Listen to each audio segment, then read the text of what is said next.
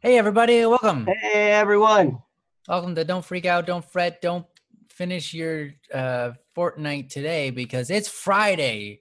Mm, Um, so welcome to DFF. And yeah, you know how this goes. Actually, we do have some people that aren't usually here with us today. So, I'll give them the rundown about what this show is about. And yeah. so you probably already know, but this is Don't Worry Wednesday, Friday edition. So basically, we just kind of talk about you guys, whatever you guys are going through, whatever your concerns are throughout the week or month or whatever's been going on in your day. Um, maybe if you got a little bit of family trouble, maybe you've got some tension between you and your dog. Maybe you're just looking for a little bit of wisdom or some friendly advice or just encouragement. A lot of times we can't really help with the problem, but we can give you encouragement. Um, you know, as a disclaimer, we're not professional psychiatrists or anything like that. We're just friends trying to give back to the community that's given us so much. And yeah, so because we love you guys and you love hmm us, you do love us. You have no choice in this.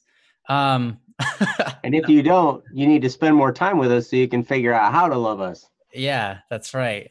Just as good old man Abe said. Yes. Yes. But yeah. So anyhow, that's the rundown. Welcome. Excuse me. We actually have quite a bit of. I love you too. We actually have quite a bit of backlog of questions here on our website. Our We website's do. uh, if we are not currently streaming, or if we are, one thing that you can do is you can post your comment on the website, or you can just wow, okay, yeah, you can just type it into this chat and we'll read it. But Mhm. yeah, Yes. got quite a bit. So we do have to honorable mention. We have to say our illustrious producer again is Jesse. That's right. He's keeping us on track. We've got Princess That's right. is helping. She is such a great help. She Just makes sure you guys all feel welcome and makes sure that anything that goes into the chat ends up on the website, so it's easy for us to find and go over. So many thanks to Jesse and Princess for all of their tremendous service. New Light, you're having a good day despite being in high school. Nice. That's Mm, awesome. yeah. Yeah. I mean, whether you're having a good day or not, it's really usually up to your attitude and what you decide for yourself. So that's good. Seems like you're going in the right direction with yourself. Look at all those hearts. We love you too, Bree. You're awesome. How handsome do you look today, Hey, Static? Static. You look so handsome. Here you are. This is it. What do you think? You grade it. I don't care. A plus. You give it whatever grade you A want. A minus. Ooh. All right, now I'm offended. Mine is hot. Yeah, that's why I've got a blanket. Not these No, days because it's too cold out to it's be too hot. cold. Yeah. Yeah. Is Haley here with us tonight? Yes. Haley did say something not too long ago. Hopefully, She Haley, is. let us know if you're here. She's Cool. there, man. All She's right. there. Raise the 10 scorecard. That's funny. You guys, come on. No, no, no. I'm not I'm not that good looking. 9.8. Have, have you seen my beard? It's growing way too long. So, anyhow, let's get into this, right? Yeah. What do you guys say? I think that Um, sounds like a good plan. all right. So, Haley, you've been waiting for a while. I don't know if you've been waiting one like whole week since you posted this or just a couple of days. Either way, you've been waiting, so we want to get to yours. Mm-hmm. So this is Haley. It says friends and drama. Haley says this. My friend texted me this on Wednesday, and it quotes this. Haley, heads up, Bailey isn't happy about you talking to people from other countries and told her mom. Her mom is going to call your mom. Okay, this is interesting. All right. Now the story continues. also apparently, let's call her Bailey, thinks it's a cry for help, and somehow it's under the impression that I'm starving myself. Might I add, from the moment I became her friend, she never treated me right. I was always the backup friend too. A few months ago, she basically stopped talking to me altogether, other than when she was yelling at me for no reason. She didn't come talk to me about the fact that I talked to other people online. She didn't ask me about the whole starving myself thing, which I'm not, by the way. She's been yeah, whatever. I'll just pronounce that however I want. She's been manipulative, and I've had enough of it. By the way, my mom is aware that I'm talking to people from other countries. Just a warning, I copied this from when I explained it to a friend, so if things don't make sense or you have questions, ask me. Okay. But also, I don't think Bailey's a bad person. I can see the good in her. I know she's a good person. There's a part of me that worries I'm overreacting and still wants to try to be her friend despite everything. So that's what she wrote. A little bit lengthy, but that's okay. The more data we have, the more information we have, the better we can kind of try to help or assist or yeah. Also, Haley, I love that at the end you put that, you believe that she's a good person. You're not just, attacking them or whatever. You're concerned for them. And I think that's awesome. That's so much like you, Haley. You're really, you have got a big heart and that's awesome. So anyways, there's a couple of things going on here. So I'm going to let Joe take it away and kind of say what stands out to him in all of this. Yeah, well, first of all, Haley, like Ryan said, that is amazing that you could see the good in her, that you know that she's still a good person, even amidst all the drama and all the craziness that's going on. I mean, people are people, and we all have good in us. And oh, by the way, thank you very much for posting and for being patient while we worked through other topics on our way to yours. But yeah, no, thank you very much for posting. And I think my organs hurt. Oh my. I think it's, I guess I don't know for sure how you would be overreacting. I mean, I know a lot of people that in the midst of this type of drama, they just throw their hands up and be like, hey, I'm gone. I'm out of here. I don't have to deal with this. Yeah. This is just nonsense. I don't have to talk to this person. I don't have to be friends with this person. In fact, I'm going to take it to the next level and I'm going to gossip about them and backbite them and talk and spread bad rumors about them and do all kinds of stuff to get back at them, at least as much as they've gotten at me, and then plus a little bit. So like, because that's how revenge always seems to work. It's like, I'm going to get back at that person for what they did to me, plus I'm going to add a little bit more on top of it just to make sure I have the upper hand, and make it a little bit more painful for them than it was for me. And then that just feeds into the drama, and it's ridiculous and crazy. I mean, it's really hard. I tell you, most of the time when somebody is acting this way, it's because they themselves are hurting in some way. There's a statement that says hurting people hurt people. There may even be a book called that. And it just goes to show that when somebody's hurting, they will hurt other people.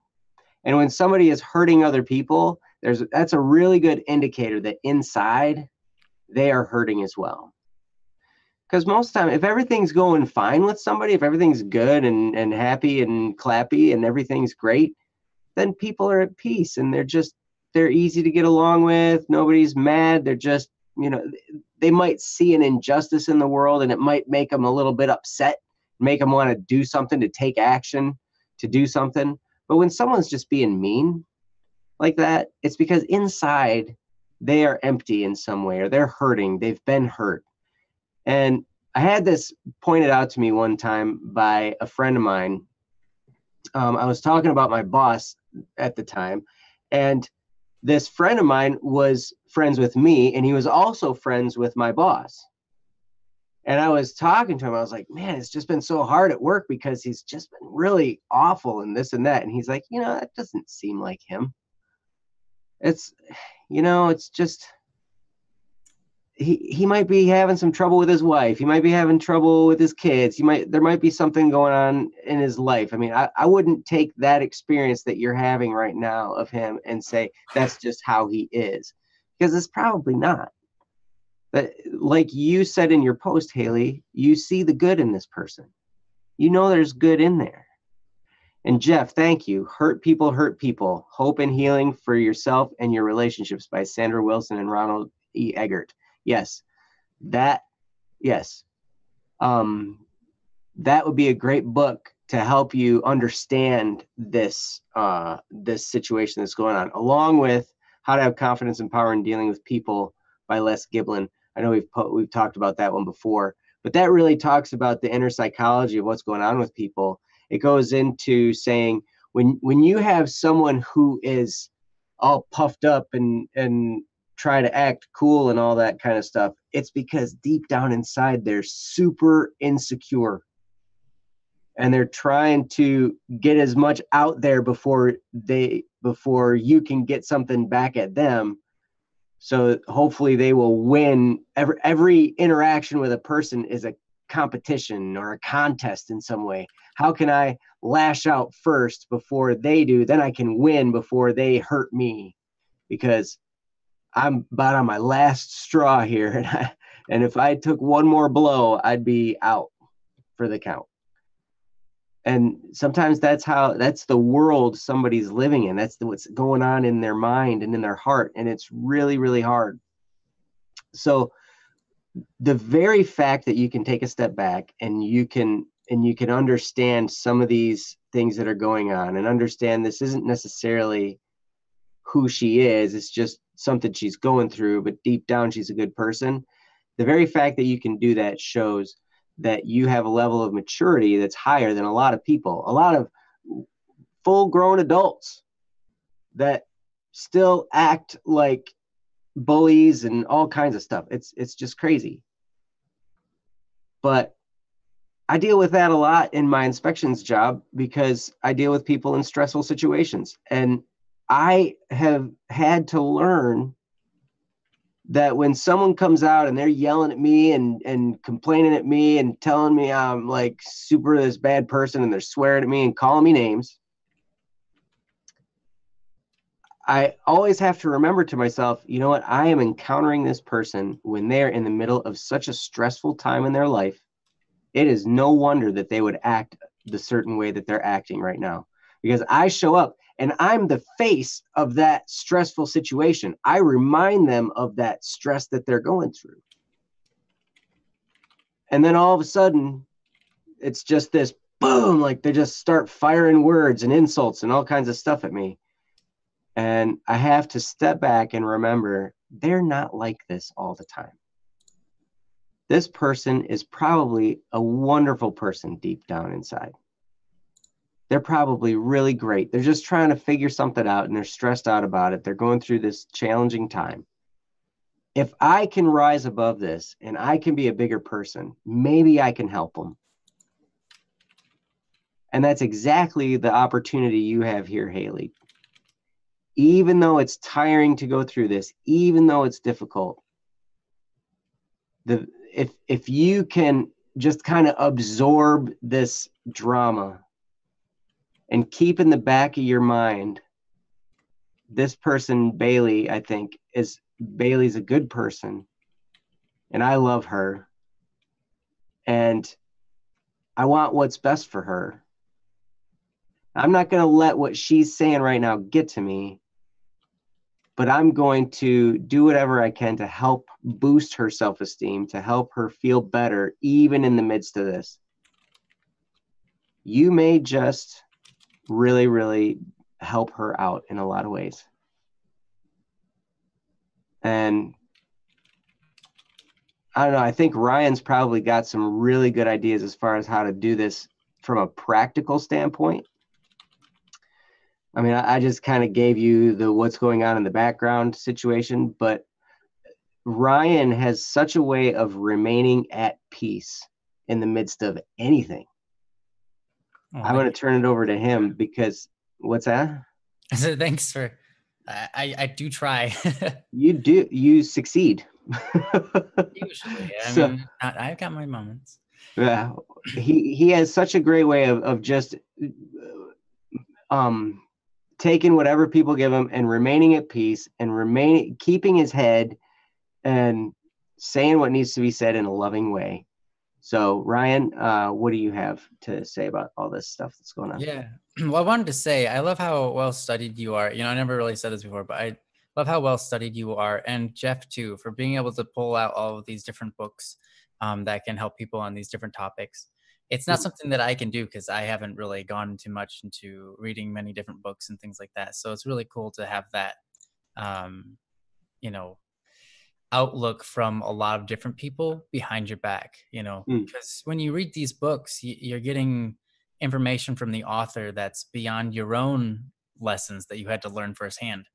Um, Beyond your own studies, you get to reap the benefits of the studies of other people. So, reading books is definitely beneficial when it comes to dealing with how you deal with people and relationships, whether they be romantic or just friendships or whatever, or acquaintances. You know, um, so yeah, it's really cool. So I just wanted to say nice job on that.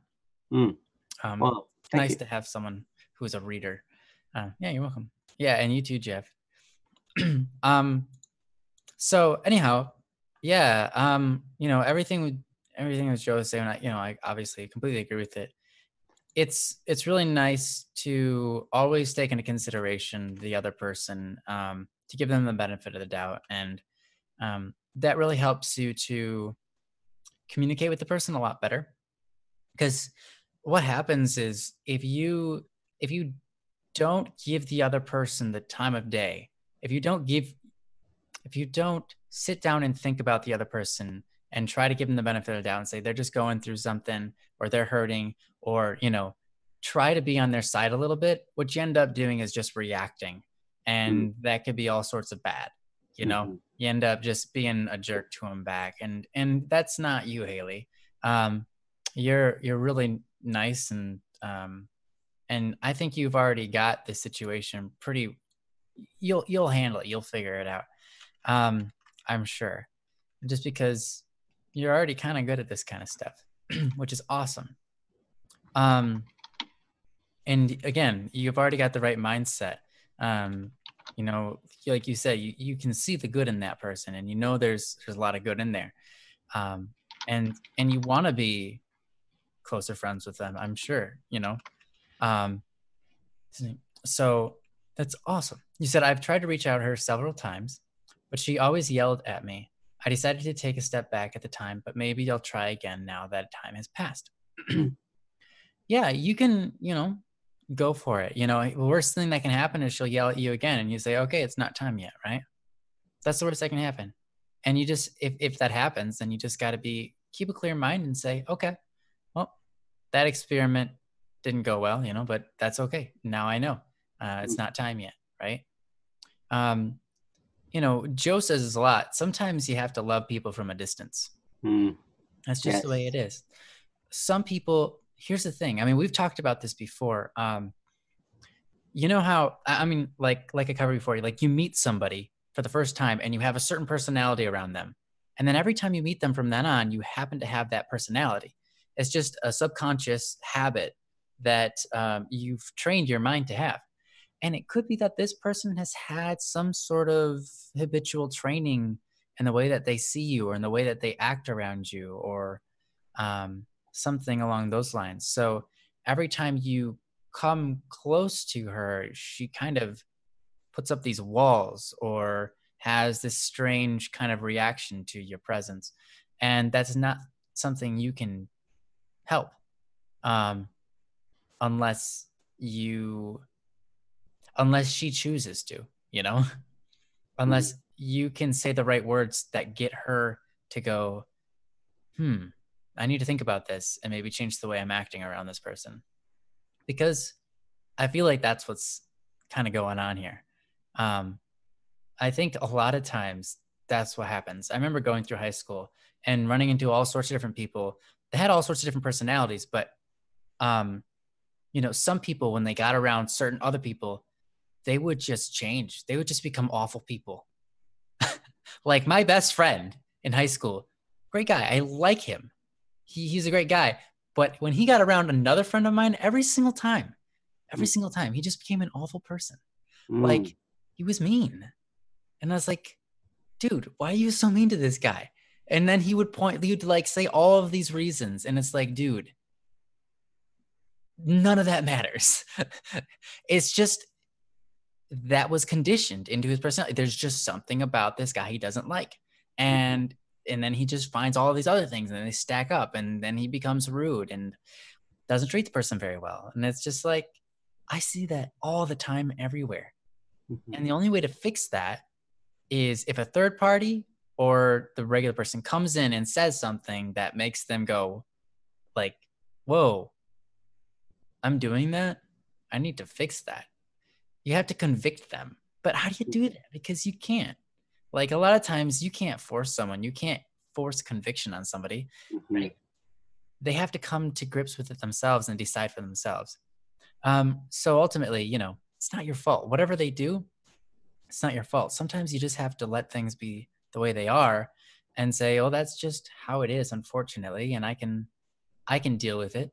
Um, and I hope that they get better, you know? It's good to know this because you don't want that happening to you. Um, because if that does happen to you, then, if you ever notice yourself being unfair to a certain individual, not treating them to the value that they have, or you look at a certain person and you go, like, you have this weird, you notice yourself looking down on them when you don't look down on other people that same way, you know, this is the same thing. You have to hold yourself back a little bit and say, wait a minute, like, Ryan, don't be a jerk to that person. You don't even know them, or, whatever. So, and I think that's what they're going through. Um, and if that's the case, you just got to be patient with them. Just got to be patient with them. mhm, Um, you know, this is a subconscious habit. So one thing that is cool about that is you can slowly overwrite it, right?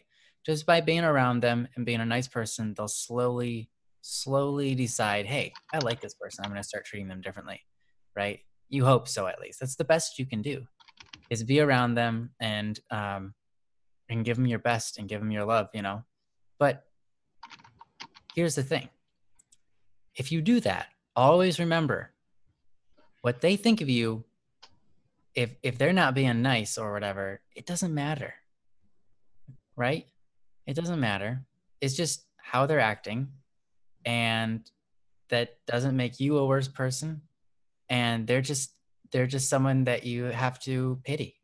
And by pity, I don't mean that as a bad thing. I just mean pity in the natural sense, the good sense of pity. Like, that's a good, wholesome act to pity. It means to not to look down on somebody, but to wish better for somebody. mhm, That's the difference between pity and hate. Hate is wanting bad for another person. Pity is looking at someone and wanting better for them, knowing that they're in a hard spot and saying, man, I just wish things were better for you. And mhm, that includes their personality. That includes on how they act. If they act like rude people, you pity them. You're like, man, that's not good for you. I wish you wouldn't do that, because that's um even if it's against you, sometimes you have to take a step back and imagine it's not against you, it's against some random person you don't know. That way it gets your mind in the right perspective, and you don't feel so emotionally attacked, personally mhm, attacked or attached, right? um but yeah, it seems like, if they contacted your mom, or they contact their parents who contacted your mom, saying that you've had these, you know you're having friendships online of people in different countries. um Obviously the best thing you can do there is talk to your mom. I'm sure you've already done that, but then you mhm. just talk to your mom. You say, "Hey, mom, so here's the deal," and you just lay it all on the table. You lay out all the facts on the table, because you've got nothing to hide, right? You say, Yeah, "Yeah, I've got all these friends in all these countries, and they're awesome people," mhm, right? And then you already know this, Mom. And I've got this friend at school or whatever, and for some reason she wants to like get on my bad side or something. I don't know what's going on with her. But yeah, so that's why their parents called you, and so just lay it out on the table for her and just put it all out there. She'll look at it and you know, because the worst thing you can do, I mean, if you watch any drama on TV or movie or whatever, on anything, the whole point of a drama is miscommunication. The Yeah. only reason the dramas exist is because people aren't talking, right? Mm-hmm. Like, have you ever seen they've got these little shorts on YouTube, like if blah blah blah such a movie, if they had cell phones, Mm. and then it just ends in seconds because, oh no, the dramatic thing. Wait, I'm just gonna call him. Hey, so did you blah blah blah blah blah? Oh no, I didn't do that. Oh, okay. Movie over. Or like, hey, don't get on the plane because I decided I want to marry you. I love you. And it's like, oh, okay, I won't get on the plane. Chase scene over. Drama over. Communication is really key here. And so that's another thing you can do. I mean, if you really feel compelled, like this might be the right option. I don't know if it is, but you can lay it all on the table for your friend and just say, hey, this is what's going on. And I love you. And I want to be your friend. I want to be a great friend because I see a lot of good in you. And I like that. I like being around you. But there's this weird tension I feel. And maybe it's just me. I don't know. But it's like, it felt like you were trying to get me in trouble with my mom. And so I'm just kind of like, I'm just confused. You seem to act a little bit different around me. Like you're not like, I don't know, am I your friend? Or, like you can just lay it on the table and see how they respond. Because Mm-hmm. here's the thing, that might be the wake up call they need to start acting more mature and more loving towards you, right? Or they might just go freak out on you and be a jerk, right? Well, then, oh well, that didn't change anything. They were already doing that. So, oh well, move on, you know? Because you're not changing anything right now. So you can't help them. Here's the thing. That's the interesting thing about life is no matter how much you love somebody, right? And how much you want the good for them, you don't get to decide that. Mm. But no matter what, you have to decide for you that you're going to be happy regardless of them. Right. Because some people you get to help, some people you don't. But you got to always keep your attitude high because who knows who's watching and who can be helped because your attitude is in the right place at the right time. If they go and attack you, if somebody goes and attacks you and you've got the right attitude, trust me, it makes a world of a difference. Joe and I, but even more so Joe now because he's been in the field longer than I have, can speak about that for hours, about people who come at you like all aggressive or upset in all kinds of pain and hurt and just mad and screaming. Mm-hmm. And then you hold yourself with a good attitude, you be calm and you say, hey, like, I'm sorry. I don't want that for you either, Mm-hmm. I'm just doing my job or whatever,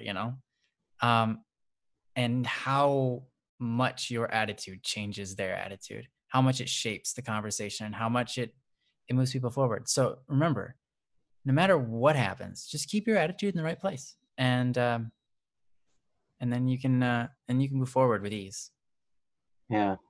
regardless of whatever happens in the relationship. But yeah, why don't you just? I mean, that's not a bad option. Just lay it all on the table in front of your friend and say, hey, here's what's going on, and I'm just curious about what you think, or is there any way you think we can improve our friendship? Because I feel like it's kind of at a weird state. Mm-hmm. Uh, so that can't hurt anything, can't make anything worse. Right. Doing that. Right. That can't Well, make anything especially worse. especially if you approach that in a genuine manner. That's probably the key to that whole situation right there. If you're going to go and you're going to talk to this person about this type of behavior, then if you go in with a genuine sense of love and an attempt to be reconciled to the person, and you're absolutely genuine, and your concern is for them and their well-being, that's what's going to pave the way to that interaction that you have. Also, another thing I can remember, two things that happened to me in the past that just illustrate what Ryan was telling you, with the advice Ryan was giving you. One, when I was in high school, I was in one fight when I was in high school. And this was crazy. I don't even remember why it happened. I don't remember what I did to make this person upset. But I was in the swimming locker room. I was on the swim team, and I was changing my clothes to get dressed for swim practice. And so I'm standing on a bench, and the bench is like 8 inches wide, right? So it's not very wide. I'm standing on the bench, and my pants are around my ankles. And all of a sudden, like 25, 30 people come in. There's going to be a fight. They all come tromping into the swimming locker room, and I got my pants around my ankles. And this guy comes up, and he shoves me, and he punched me in the face like 5 times. Oh my gosh, dude. And I never, ever, I never fought back. Nothing. I just was like in shock, really. I was like, whoa, what the heck, but I didn't fight back. I didn't keep it going or nothing. I just took it. And then he left because I wasn't going to fight back. I mean, what am I going to do? I'm standing there. I don't even have any pants on. Dude's a jerk. Holy cow. So anyway, but he was following the principle of the best time to start a fight with someone is when the other guy isn't ready. Yeah, right. So, but anyway, down. The aftermath of that was that. I said kick him while he's down, or punch him while his pants are down. Right, exactly. But so anyway, so there we are. And then afterward, I got so many people that came up to me and said, wow, that was really amazing how you just stood your ground. You took those shots and you didn't retaliate. You just stood there and made it seem like to him it didn't matter at all. Almost like it didn't hurt you. And so people had this higher level of respect because I didn't fight back. Because I took that and I just absorbed it without fighting back. And a lot of people came to me and complimented me on that. So what Ryan was talking about, people are watching you. People are watching your actions. They're watching how you handle this. And you, by acting appropriately, can be a great inspiration to a lot of people around you. And you will be a lot of people's hero. In fact, you're one of my heroes by going through this and you just having the maturity to see the good in this person amidst all this challenge. I mean, that is so heroic. So, but then the other thing, here's something that you can do as well. If there's a friend that you can mention, if you are getting nowhere with this person, even if you go and try and talk to him and it's just not working out, if there's another person, if there's a mutual friend between the two of you that you can just confide in and say, hey, so like, what's going on with Bailey? I'm really kind of concerned, I mean, all this is going on. Is she doing okay? And approach it like that. Don't approach it in a way that's like, man, I just can't stand it. I can't believe she's saying that stuff. Blah, blah, blah, blah, blah. Don't go at it like that. Come at it with the point of, is she okay? Because I really am concerned. I feel like she must have a lot going on because she's acting this way. And then through that channel, it might get back to Bailey, and maybe then, something can take place. I had that happen with a boss of mine. This was crazy. I was I was working for a car wash, and I was washing cars, and the owner of the car wash came through, and he is kind of a bipolar personality guy, kind of. And I washed his car, and I didn't quite get all the bugs off his front bumper. And he went through the car wash, and he came whipping back around, and he was all mad, and he shoved me and grabbed the brush broom and scrubbed the front of his thing and sprayed it down. He's like, "Oh, this is how you do it, blah blah blah," and he was super mad and throwing stuff and throwing this temper tantrum, right? Here's the crazy thing. The next car that came through was his mom. She was just this sweet older gal. She was super nice. And she came, rolled her window down, and I saw her. And so they always got free washes because it's the parents of the owner, so like, oh, okay, just bring it up. And I asked her, I said, "Hey, is he doing okay? Is something going on? Because I don't know if you just saw that, but I'm really concerned. He's going to give himself a heart attack acting like that."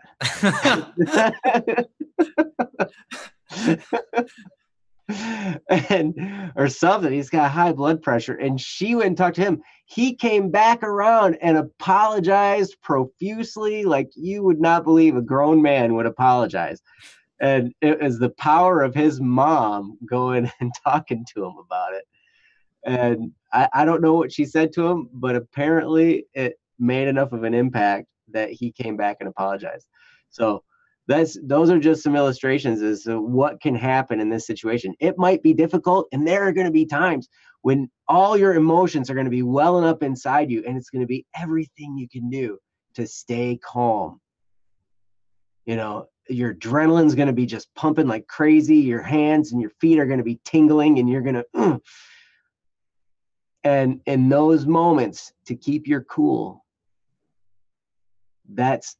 you will see who you can be in those moments. Because if you can keep your cool, then, oh my gosh, that is such a huge victory. And then that you have tremendous self-control. If in those moments when all that is, you're just on edge, and you still maintain a calm attitude and a genuine concern, that is some serious self-control that you would have. And so I would encourage you to genuinely be concerned, like you already are. Keep that going. And then whatever avenue, like Ryan was saying, whatever avenue you can take to talk to them, or maybe talk to one of their friends, to try and just get to the bottom of it and say, "Look, I don't know what's going on, but I feel bad, and I feel bad for this person." Because deep down she's hurting. And I don't know, I would take it from there, and hopefully something can happen, and it can be all repaired, and you guys can be great friends. But like Ryan was saying also, it's not your choice to make. You choose how you act. You can't choose how she acts. And if you act this way and she still rejects it, then at that point you get to love them from a distance. Yeah. And that's not a bad thing either. That's true. By the way, EXP experience, I don't know, new liked. You said, "I have a lot of advice I could give with my own firsthand experience, but that would take too much time." Feel free to go ahead and just give advice as you feel you want to, or as you feel fit. That's kind of what the chat's about. You guys can help each other out, share your own experiences in the field, and whatever. If it's too long, or whatever, we also have the website, and you can reply to the post.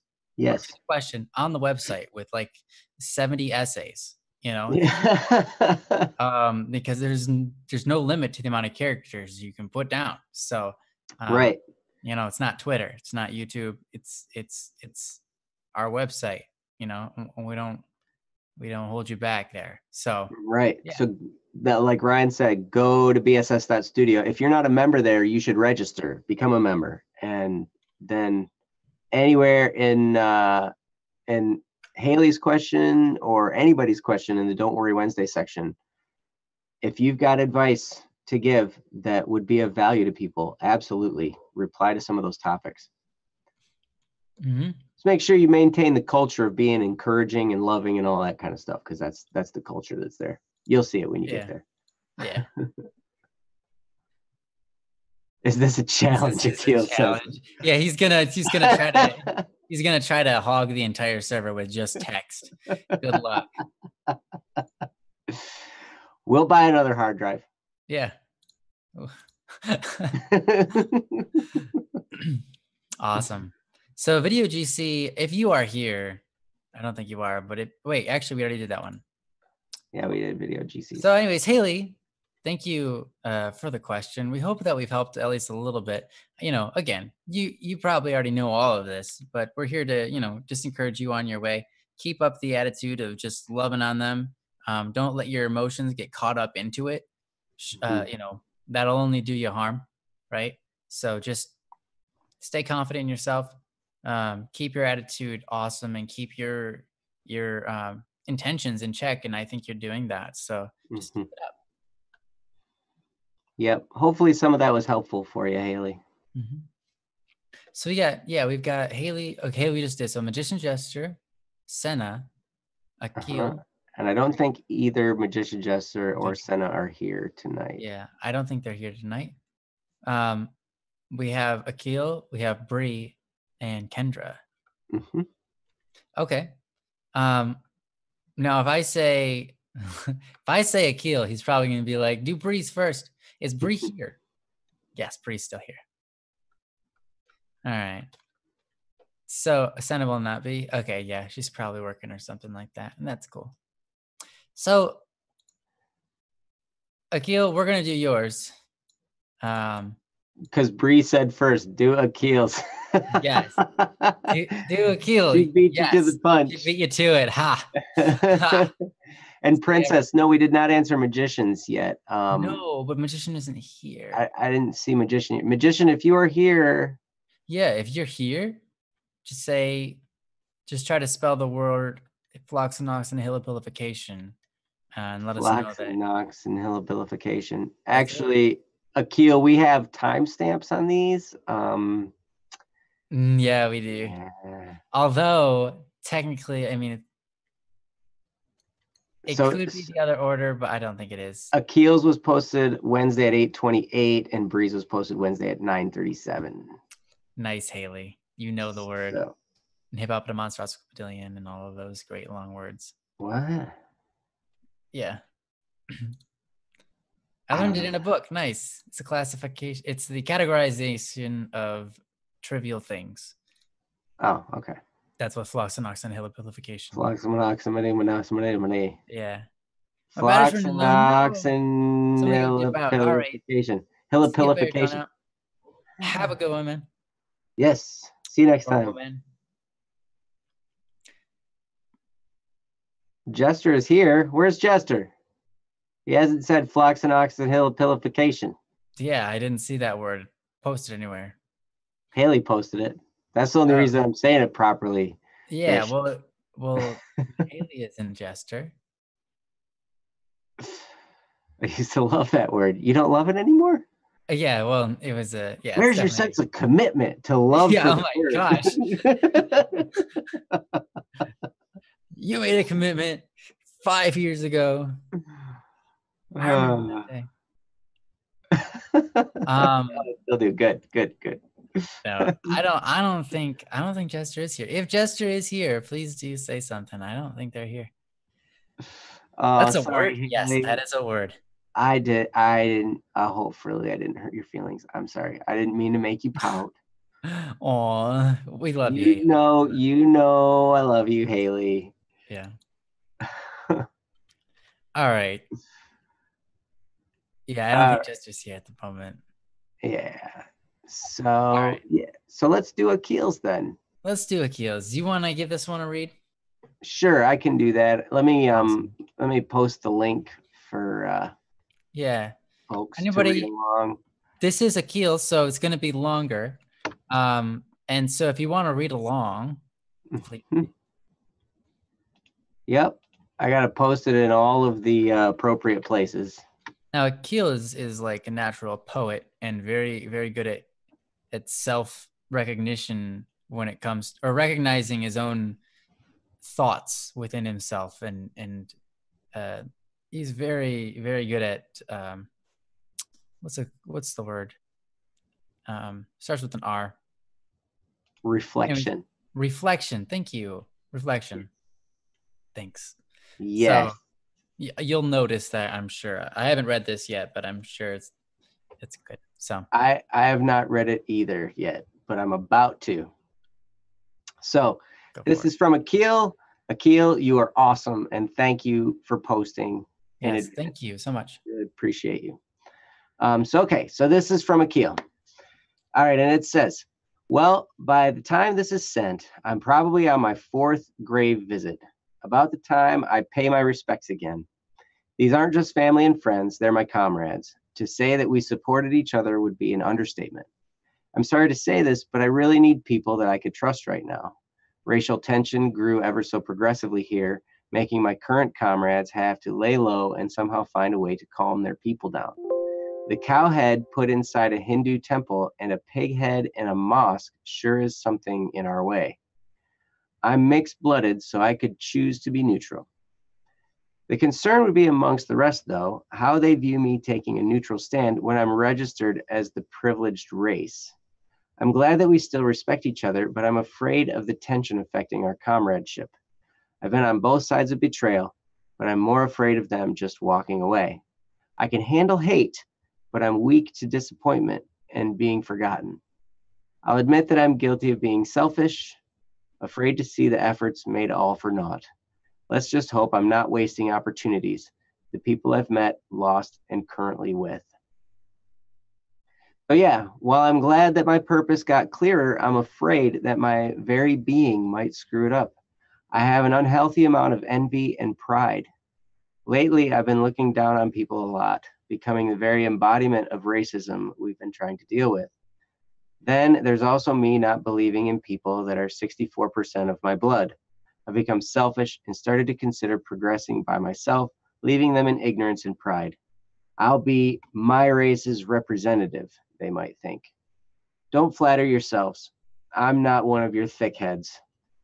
Easy for you to be proud and easy for you to judge us without our outstanding performance.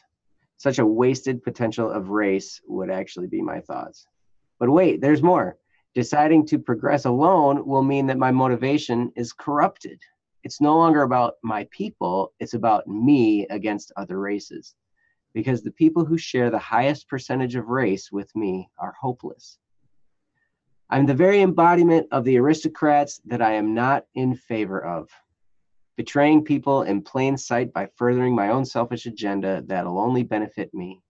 I would like to see the future where I can be corrected, but teens all over the world seem to be losing my faith. How do I put my faith in people again? Was I being naive back then to truly think that a lot of people actually have hope when there are only a handful in truth? I'm very disappointed in a lot of people right now, especially myself, for needing to feel disappointed of the people. How do I realize that I'm no one amazing, just a pawn pretending to be a king in a chess game with the ever so beautiful death? The game won't be over if I'm captured. I'm just a piece that could mimic others. How could a pawn capture the Black Queen? How would I know if I'm not actually a black pawn? It's White's move. What will be the fate of this game? There you have it. A post by Yes. Akil. Oh, and then Akil, in the middle of that, Akil asks if we can do a different one. Can we do ashes? Wait. Oh man. Did we already do that one? Did we not?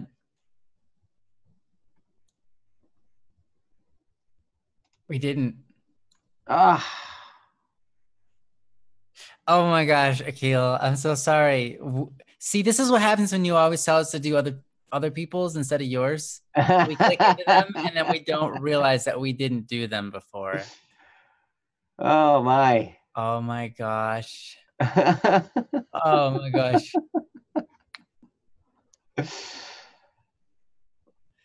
That was good too. Wow, that was enlightening, man. Yeah. Tell you what. I don't know. Can we do both of them at the same time? That's what EXP has, 2 at once.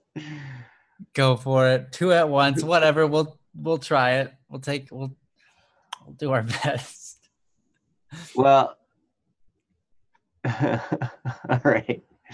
All right. So all that I just read, Keep that in the back of your mind. keep that in the back of your mind or disregard it. Or disregard it. EXP says we could do both. Maybe we can. I don't know. Yeah. They have strong faith in us. I like that. All right. So here's a link to the other one that I'm about to read. Thanks, Joe. Oh, wait. Hold on.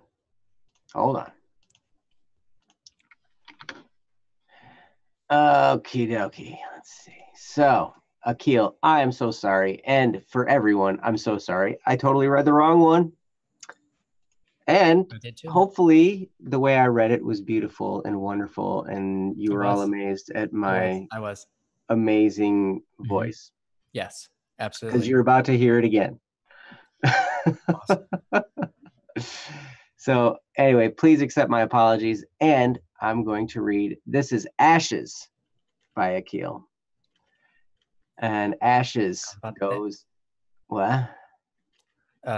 New Light said, "Ganbatte." It's Japanese for kind of like good luck. You can do it. Let's do it. Oh, yes. We can do it. All right.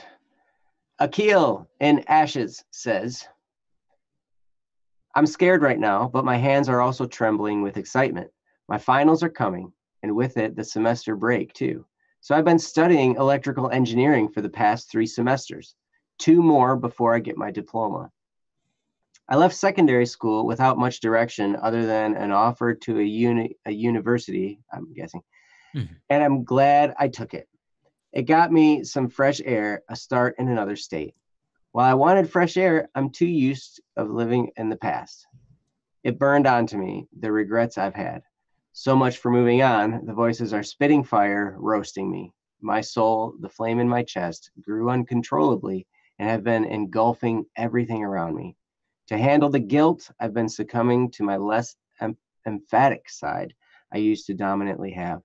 I've been having twisted senses of morality, to say the least. My performance in studies hadn't been the best as well. However, all is not lost. While the flames seem to be a force of destruction, they actually herald change. And change isn't necessarily bad. The king of birds, Phoenix, is an example. The flames ahead symbolizes its ability to change, rebirth. From the ashes of the previous life, another phoenix rises. If you ask me, I'd like to rise again. An opportunity. Well, 2 new opportunities were presented before me over the experience I've been studying here. I got 3 options though, and the first is to continue with engineering. I don't hate it, but let's just say my love for it wasn't as strong as before. A lot happened last year, and I've been struggling to keep up. I'm being a burden in the field I respected. I'm still having this option open because I believe in coming back, but dear Lord, I'm just tired these days. The second opportunity came from a senior who has a very enviable performance.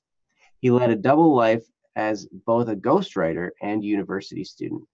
He told me I could still have this dream. I could still write. I've been keeping close watch to the business now, but it's quite the gamble. I dream of writing literature materials for my country's secondary level English study, as none of the local material made it into our textbooks. I wanted to represent the people, but competition with known Singaporean and Hong Kong's work seemed to be a problem. I think that will change one day. One of us will be able to represent all of us. It might not be me, but I'll still write. That brings us to the third opportunity, MUET. It's an English test for university level that'll have its own certificate. There are 6 levels of grades with band 6 to be the highest. I finally could go home again recently and was able to talk with my father about my current standing with my studies. I haven't been happy anymore, and he knows it. So we came to an agreement. I could choose to either continue studying engineering for my degree or move to taking English as a second language. To do so, I'll have to score at least band 4. Scoring isn't an issue, though. What comes after might be. I'll jump into something new again, this time at the Capitol. Students over at Capital don't have the best reputation, if I may be direct. Then there's job opportunities. I'll have to scrap almost all of the companies I've been watching. English might be a global language, but landing a job with just it might prove difficult. I could apply to teach, but my personality that's rather unattractive proved me wrong last time I did. So I'm considering taking a third language too, just so I could work on fields like translations.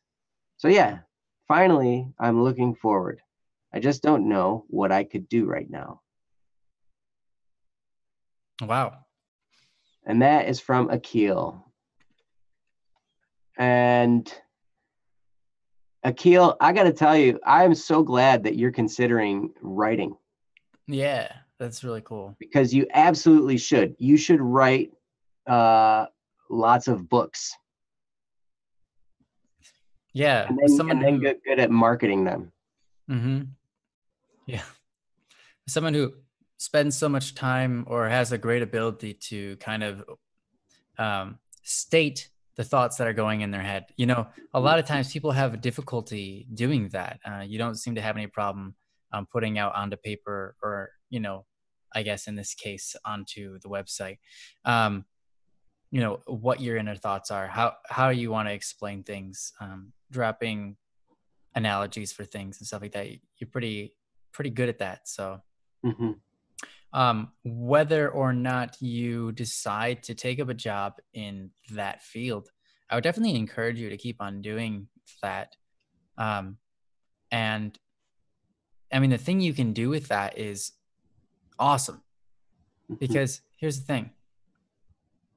People, like we were talking about this earlier, right? I complimented Joe on his study, reading books. I complimented Joe and Jeff on reading books and learning from other authors, all sorts of different things about life, right?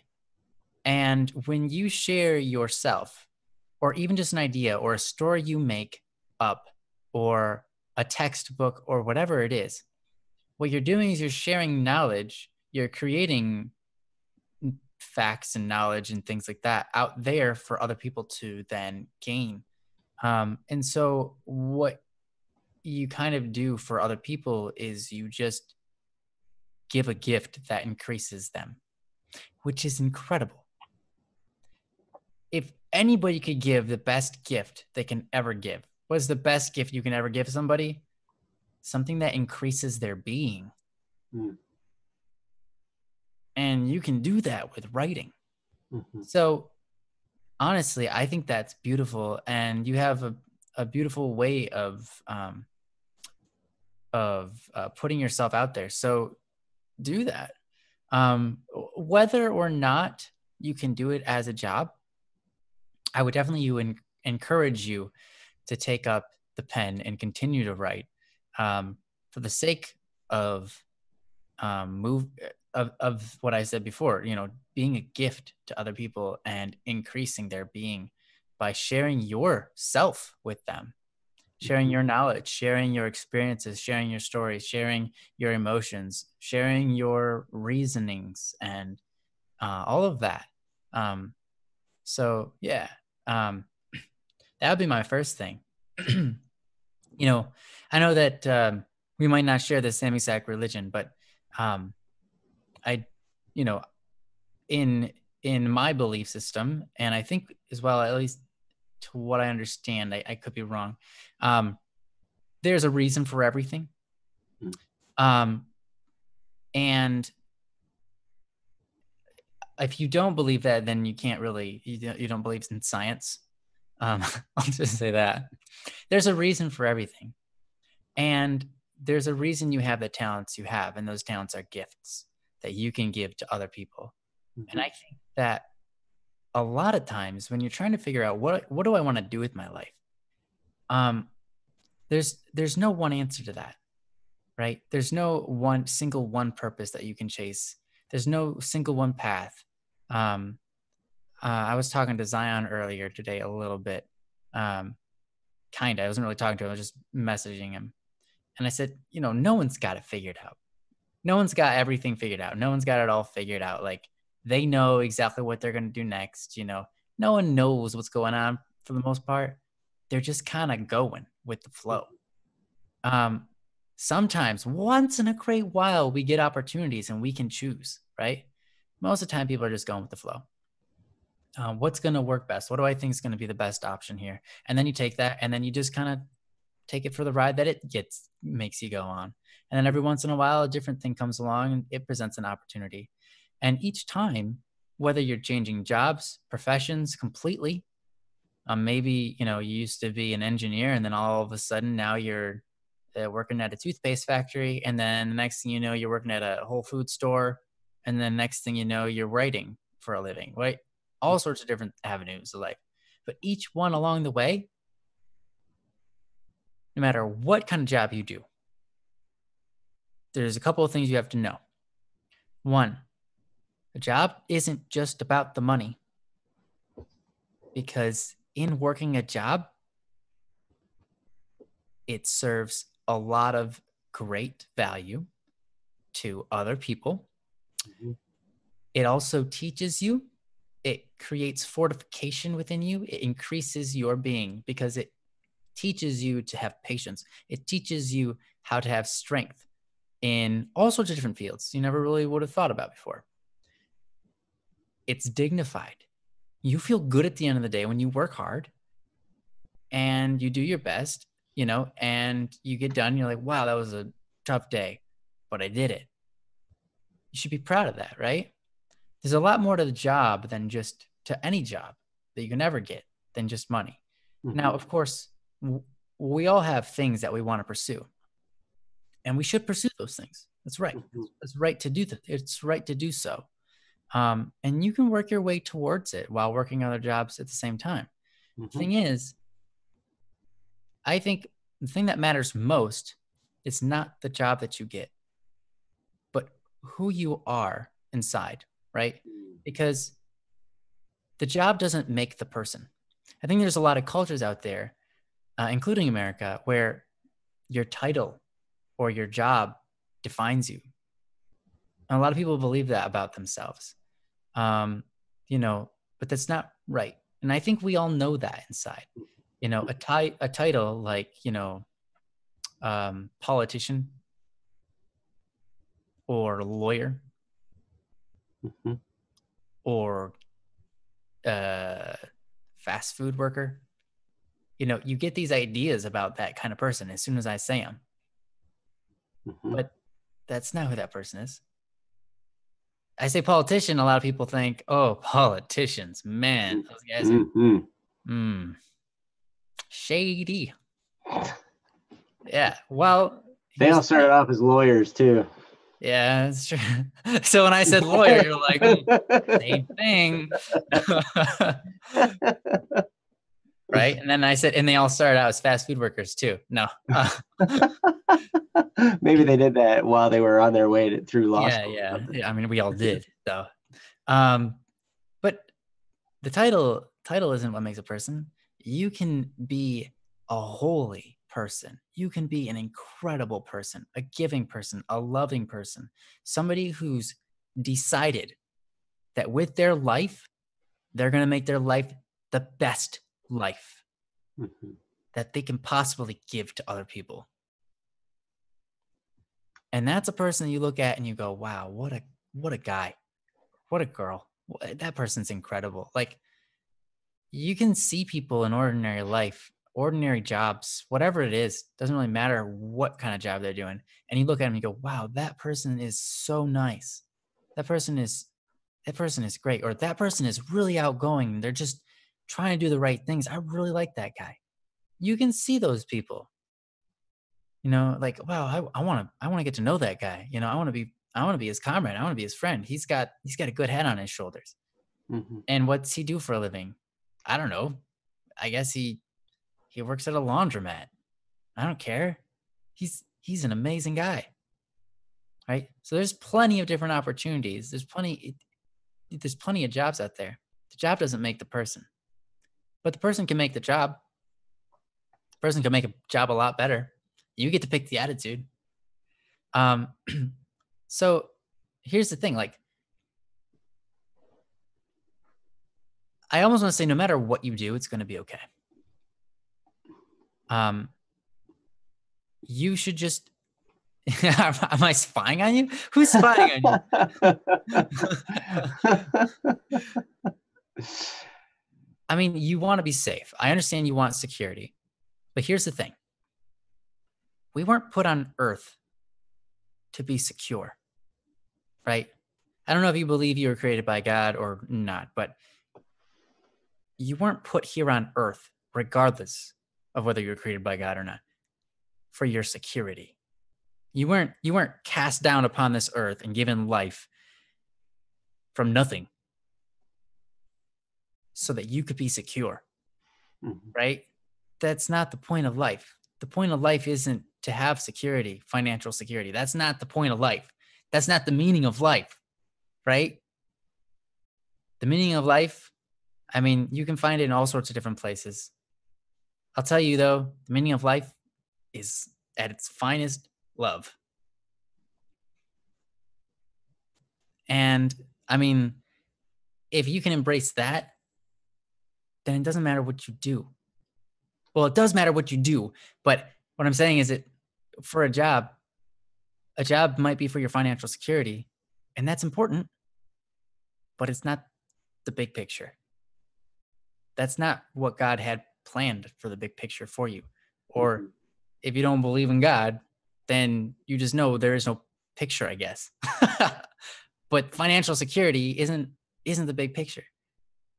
Because you can see all sorts of people of all sorts of different walks of life in history books doing incredible things. And you know that. People who submit themselves to the poorest of the poor, who sell everything they have and donate to the poor, and then they are poor themselves and they live among the poor, and then they do incredible things, helping out the community, making them thrive, building up cities, and causing them to have success at life, and learning how to love and cherish their friendships. There's a lot to life. You've got family, and yeah, you want to provide for them. But you also want to be a family. You also want to have a good relationship with them. If you're too worried about financial security, I mean, here's the thing. A lot of times in life, what you're most concerned about getting, that's the level you peak at. Like, man, all I want is financial security, but whenever I try to get there, I just can't get there. That's that level. But then if you start to just think about financial security as like a stepping stone, like, I'm not looking for financial security. That's just on my way to get me what I want. Now, all of a sudden, you just start to reach it, and then you start climbing higher. That's the way it is with most things in life, because what you focus on is as hard as you try. And it's kind of like you don't know how to give more, and you're chasing after this one thing. Well, if you're chasing after this one thing, sure, maybe you'll get it, but then it'll fall away, and then you'll get it again, you'll fall away. It's a game of chase after this one thing. Financial security is not what life's about. So yeah, you've got money. Yeah, I get it. Money's important. But you've got your relationships. Relationships are important. You've got your soul and your body. Those two things are very important. Probably the most important to you. Because without your body, you can't do much. And without your soul, well, then you're a zombie. Because what's an animated body without a soul? It's a zombie. So, yeah. I'd encourage you to not be a zombie if you can help it. Yeah. Don't try to be a zombie. No, you can't lose your soul, but you can do bad things to corrupt it, right? You can have a bad soul. You can have a bad spirit. You can have a bad way about you. You can wish ill of other people all day long, and that's not good, right? That's not building other people up, and that's not building yourself up. You've got so many different facets of life, and I think it's important to think of all of them. But also what I would do, Akil, is take time to figure out what's the most important thing. Maybe you can't necessarily name one, but if you can, what's your life going to be about? If they write a book about you, the first line should say something like, Akil, this person's life was about this.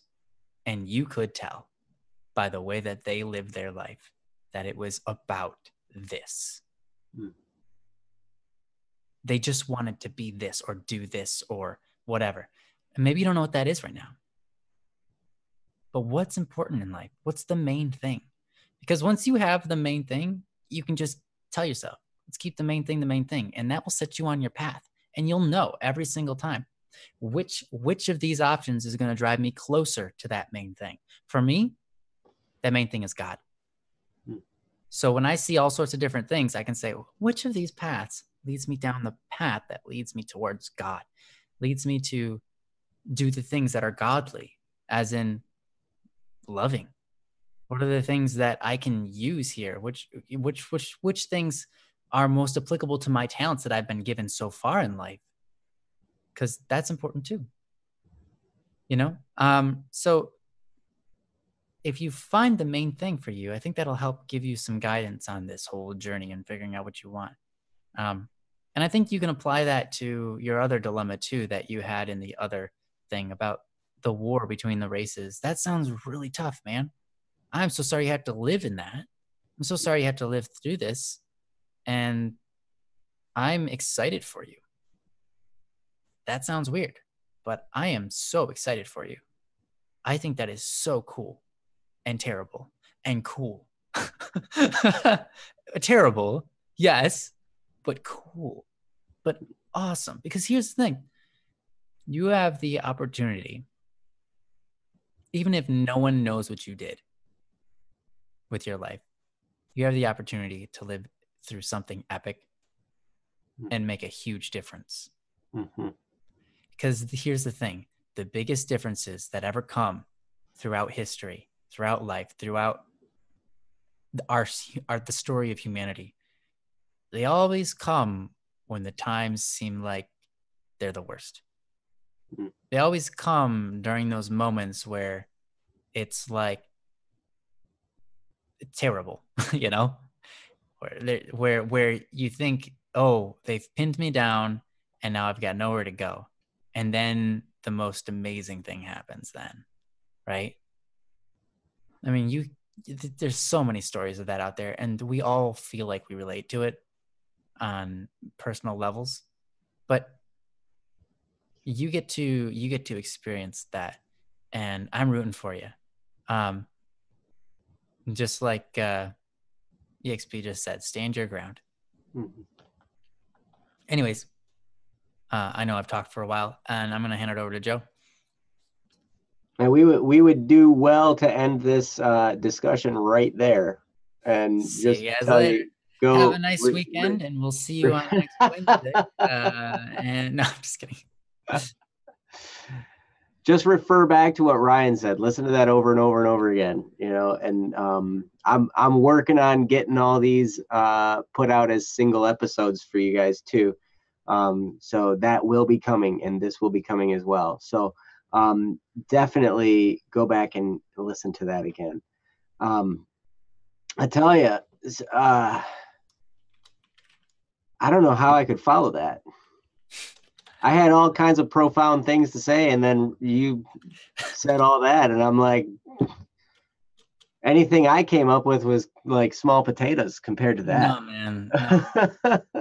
You got something cooking in that brain. It's gonna trump. Well, there's always something cooking up there. It's like it's tasty. Eggs. I like it. I can smell it. I can smell it. I see those fumes rising, and I'm like, it smells like good. Whatever's cooking up in that brain is something. Nice. Something's cooking. Something's cooking. But no, Akil, I got to tell you, I love the way you write, and it makes me really glad to see that that's one of your possible pursuits is writing. And I think that could be your pursuit no matter what. If you decided to do engineering and stick in that field for now, just to have a profession that brought an income so you could survive, you know, that wouldn't be a bad thing. And then you could also then take time and write.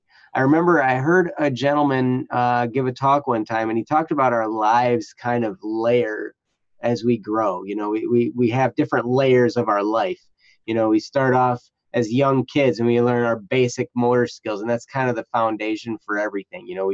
We learn that basic set of how to function, how our bodies work and stuff like that. And then we go to school and we learn the stuff we learn in school, and that's the next layer. And every layer kind of builds upon that. So then once we're done with our general education school, we move on to some kind of specialized training, whether it's a trade school or college or university or something. And then we're learning something specialized, and that builds on the layer previous to that. You don't get to go to the next one without completing the other one. So then once you get to that layer, once you get past the specialized training, now you're at the layer of a job that brings in an income for you to survive. And a lot of times we go get that specialized training in order to get that job. And the biggest problem I see in America, and I'm sure it happens all over the world too, but most people that I know stop at that layer. They stop at the job layer. But there's more layers.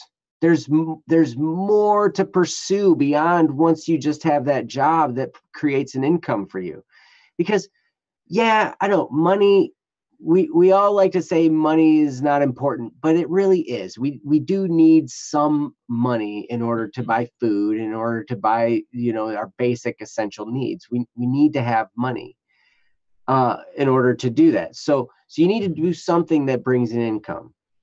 But then after that, the next layer after that job where you're subsisting and you're making enough money to survive, then you have a passion. You've got something you're passionate about. You got, like you were talking about writing. There are certain things you want to write. That's a passion that you have that you can then move beyond the job, and you can do that in the time when you're not working and pursue that passion to grow that. And eventually, a lot of times what happens, if people pursue that and they continue, they start figuring out a way that income comes from their passion, and that income replaces their job income. And then they don't have to have the job anymore. They can go full time into their passion. And from there, because they're excited about doing that, that grows and grows and grows and grows. And from there, you have purpose on top of that. That's like the top layer. As Ryan was talking about, he pursues God. I think that's a very, very worthy, probably the most notable and important thing to pursue is our Creator. And if you can pursue God at any layer, in all things, you can do that. But once you get to that top, once you have the income coming from your passion and it's big, now you can start being a philanthropist. You can start giving money to causes. You can start doing all kinds of stuff to help a lot of people around the world. And I'll tell you what, one of the things that's most important is that no matter what you're doing, keep in mind what Ryan was saying. It has to serve others. Whatever you're doing, whatever you're pursuing, do it in service to others, because what happens then is it takes you outside of yourself. You're no longer focused inward and it becomes drudgery. Now you're focused outward on the world around you and on the people around you, and it becomes fun and it becomes interesting and it becomes more than just something you do for money or something you do because it's what you're passionate about. If you take whatever that passion or that profession that you have and you turn it into something that serves the world around you, whether it's just the people in your immediate community or people in a global online community or whatever, no matter what, if you can continue to focus on serving other people, that will lead to more fulfillment than if you just keep it all about yourself. And if you keep it all about, the job you're doing and this and this and that, it pains me so much because I run into lots of people in my in my line of work. Obviously, you guys know that. But my job as an inspector, that's just my job. That's my job layer. My passion is what we're doing at BSS. My passion is all of this, the shows we're putting together, the music we're putting out, the community we have, and trying to do whatever we can to help you guys. I mean, that's the passion that I'm pursuing here. And it's really a lot of fun because it gives me something to do that's beyond myself. Now I can do that in my job as well. I run into people. I try to turn my inspections business into a ministry for people that are going through this stressful time of, their mortgage trouble. Even though they come out and yell and scream and holler at me, inside my mind, I'm always like, how can I be a blessing to this person? How can I take this moment and somehow point them in the right direction? How can I be the person that is compassionate, that's loving, that's caring? And one thing that helps with that is that I've experienced losing my place where I lived. There was a time when, due to finances, we lost our house. Now, it wasn't a mortgage. We didn't have a mortgage. We didn't own it. It was a rental. But still, when you're faced with losing your house, that does a lot of things to you. And so I have empathy with all these people I see that maybe they're in that process somewhere of losing their house. And I can understand where they're at. And it gives me more of a sense of empathy. Akil, your posts have been very reflective, and they've been very descriptive. And you've shared with us some details about some of the things that you've been through and are going through with you and your friends, your comrades, and other people that are around you.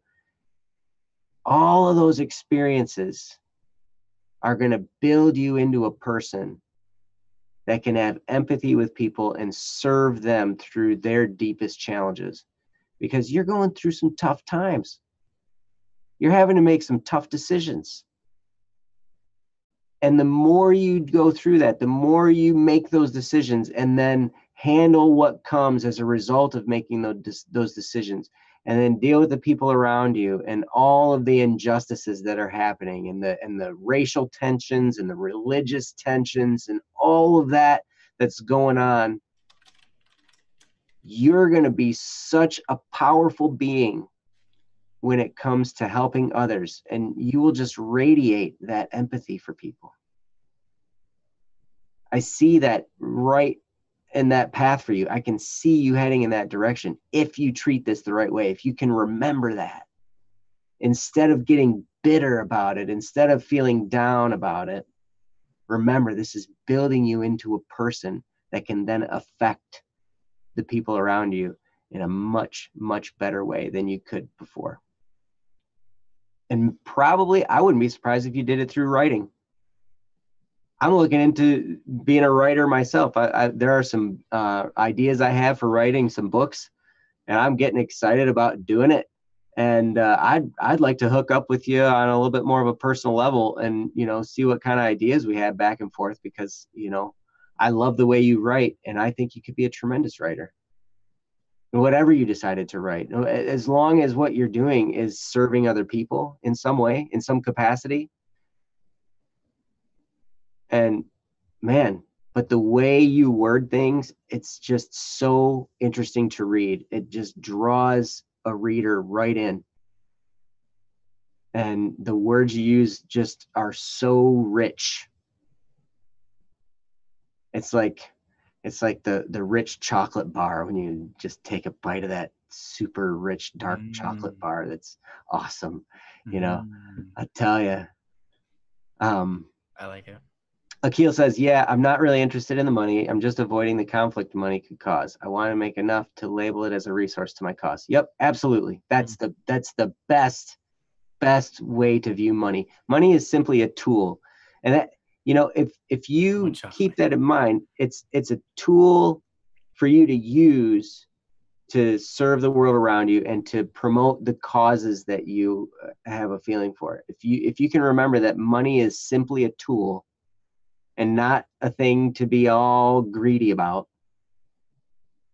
then that's a really good thing to remember.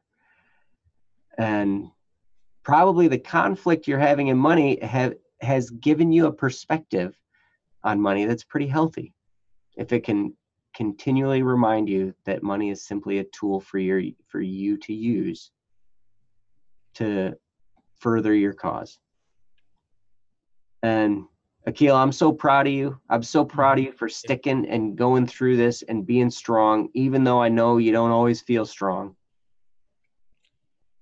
And you're always here, and you share so much wonderful, rich perspective in your posts. Yep, that's true. And that's awesome. thank you so much for posting. Thank you so much for taking the time. I know it takes time to write these, and to make sure you're using the words you really want to use. And I can tell you put a lot of thought into it. I really appreciate that. Yeah. One more thing I have to say about all of this. You have a lot of different paths. You have a lot of different opportunities, a lot of choices. Your story in life matters. But there's one thing that matters more than your story. And that's who you become. Because who you are is what people follow. Honestly, we follow a lot of things. But ultimately, we're changed by people, by people's ideas, by people, who those people have become and what they put forth, what their agendas are, what they do, what their purpose is in the world. And who people are is what shapes those. So no matter what path you take, I'm just going to make it a little bit easier for you to make this decision, and not concern yourself over it too much. There are many times in life where you're going to have multiple things to decide between. But to make it easy on you, at least a little bit easier, the decision doesn't matter as much as who you are becoming and who you are as a person. Because you will bring yourself into that situation, whatever you choose. If you choose this job or that job or whatever, you're bringing yourself into it, and you become the light that drives whatever you want to drive. Some people, maybe they're not, too concerned about that sort of thing, who they are. And so they bring their negative self into their job and they make everybody's life miserable.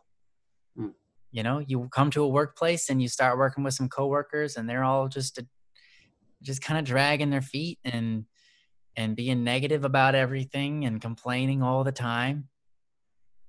But if you go in there and you bring yourself in there and you have refined yourself, you have, like a hammer forging a sword, you have painstakingly defined yourself and refined yourself into an amazing person with a great attitude. You take yourself into that environment with all those people that are negative and just complaining about everything. You take yourself into that job and you watch yourself transform it.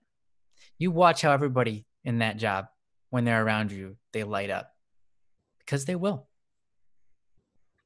I've seen it. It happens.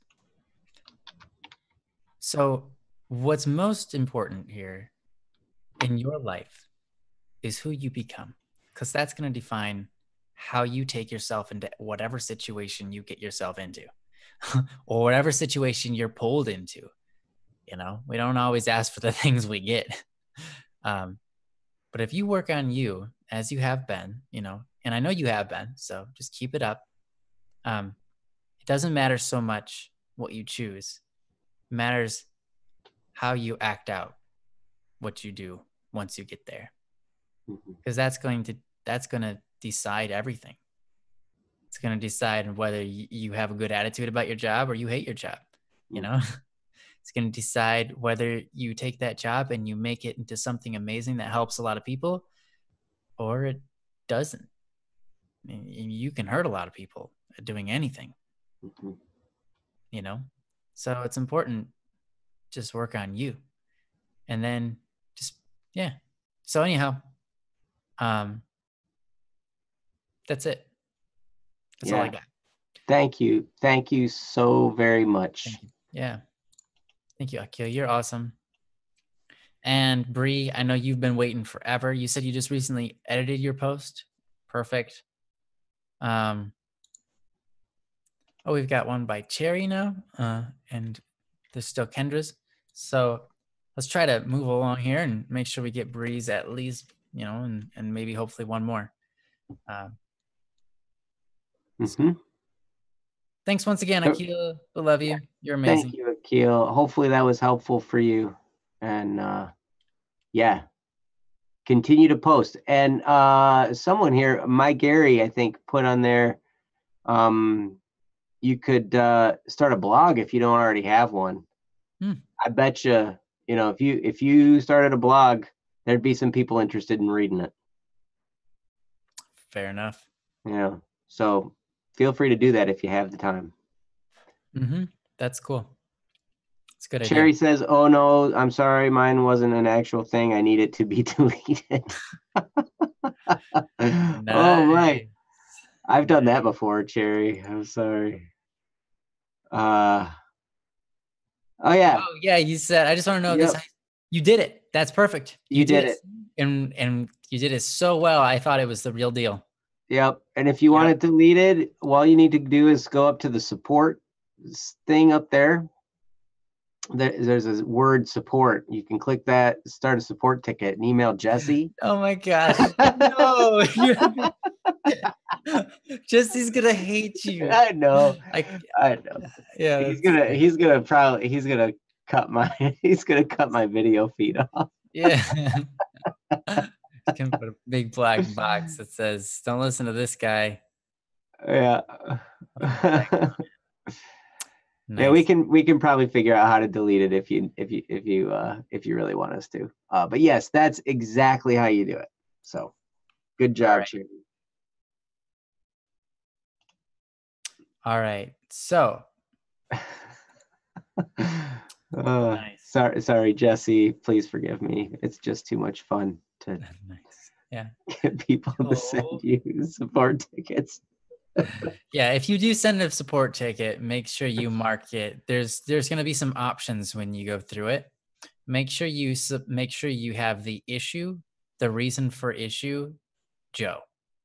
Because that's the thing. You can pick, is this an IT issue or is this like, some other kind of issue? And then you can pick Joe. That's just what you pick right there, that one. You totally can. Oh, it was great. They did that to me because I was blowing up the support tickets. Yeah. They're like, "Yep, Joe's a problem." Joe is his own category of problem. I have my own category. You are your own category. Yep. Okay, so Bree, I'm guessing we're doing I'm so sorry. Yeah, Bree, you're still around. Yeah. Yep, you're still here. So here's the link to Bree's. Yes, it is actually a possible category. Yes. It's a category you can choose from what your issue is. And Joe is one of them. Because he kept on submitting to Jesse for the fun of it. So I became a problem. Went ahead and just made him his own little type of support ticket. It's great. All right. So here we have Bree. Bree, I love you. It says, "I'm so sorry" is the topic. This is what you wrote. "I know I haven't submitted one of these in a while, but I need help. I need to get this off my chest. I've been really scattered lately, and usually I can't make sense of the chaos. But recently, I've come to terms with the fact that I'm a sinking ship. I'm a hideous shipwreck, and there are no survivors. Everyone I come to love or come to into contact with leaves. I can't blame them though, because I get so upset over the simplest of things. It's ridiculous. I don't feel in control anymore, and I just watch the chains wrap around my ankles. It's gotten so heavy and burdening since the last time I've done this, and I don't think it's going to stop anytime soon. Eventually, I'm going to snap and hurt the rest of the people I have left in my life. Somehow, I feel very livid about it, yet it still eats away at my conscience. I'm sorry, everyone, but I just take it anyway. Sorry, I just can't take it anymore, and I want to just end it. Please just give me any input you can, if you can. Please help. And Joe has responded to you. I don't know if you've seen it. You probably have. Mhm. But Yep. not this Joe here, but Joseph Bohan posted in the forums for you to read Mhm. if you haven't already gotten to it. Which is another convenient thing about this website is that other people can post. So, yeah, this seems like you're going through a very, very tough time. You edited it. Did I see? I don't see where it was edited. I don't know where you edited it at. I don't know which part, but I read it as it's appearing on my screen. Mhm. Did I? Okay, Is there he's got something? a link here. Let's see. Oh, this is different. Oh, it's a different one. Okay, this is from a little while ago. Okay, this is from December 5th. Oh, it's a different one. Okay, I'll read this. Okay. Make it stop. I'm so sorry. I burden everyone. I'm an annoyance. I screw up things, and yet all I can do is say sorry. It feels like I'm drowning myself. I know I'm doing it, but I just watch myself drown. I sit back while my heart goes numb and my heart and mind goes blank. I can feel myself fading, but I do nothing to stop it. I do nothing about it. I'm killing myself and I don't care at all. Do you know what it feels like to have your soul shriveled up and turn to dust? Okay. To have your heart break and crack at the slightest touch. Your mind fills up with these dark thoughts and you let it consume you. You let it destroy every fiber of your being because that's what you deserve. I don't know how to make this stop. I found out just the other day that my cousin has gotten worse. He has cancer and it's spread in 2 weeks. He's dying and I can't do anything about it. He lives over 300 miles away from me, so I can't even hug him. My my mother has gotten worse too. She has more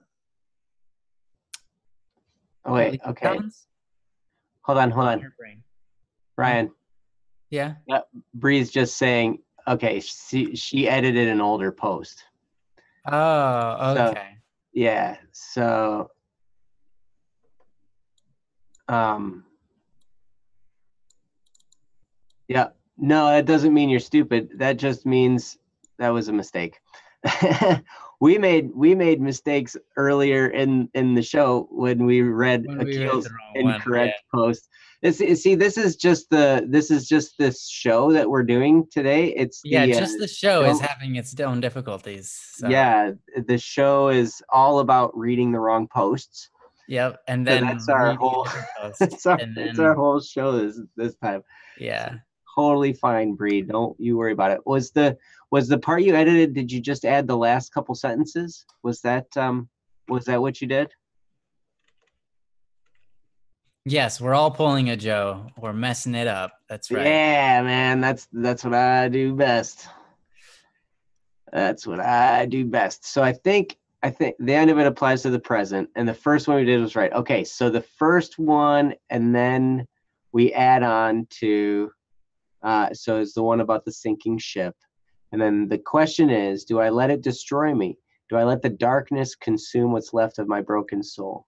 I want to give in to the sweet siren calls of the darkness. The peace would bring to my chaotic mind. The bittersweet end. It sounds nice. Okay. Got it. So, Bree, obviously you're going through a lot. Yeah.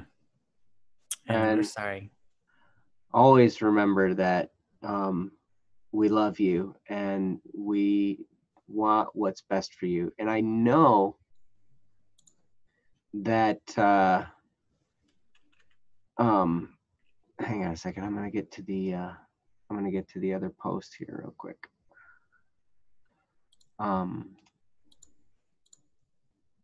So I know that there have been many times in my life that I've felt like just sinking, just hopeless.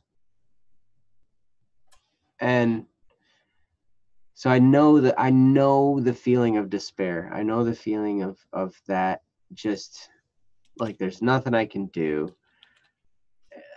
It just, there's no control. One of the things, I mean, definitely read through what Joe responded in this post. I'll post the link to the one again, just for the sake of anybody who's reading along. Joe has a lot of wisdom, and what he put in there can really be helpful. Unfortunately, I know that sometimes you're in a place, I know this happened to me, where I was in a place that it didn't matter what anybody said. I was going to be in that hole because that's just what was going on in my life, and whatever anybody said around me or to me about it, it wasn't going to help, just because I was so deep in that pit. And it ended up, taking control of me physically, and there were panic attacks and all kinds of stuff, and there was all kinds of craziness that went on for a while. I ended up getting some therapy, and that really helped a lot to kind of help sort through some of the thoughts and the feelings.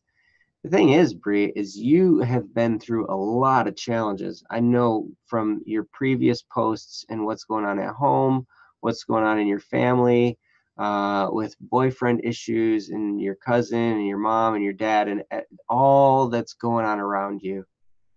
There's so much that can cause you pain. There's so much that can cause you to despair.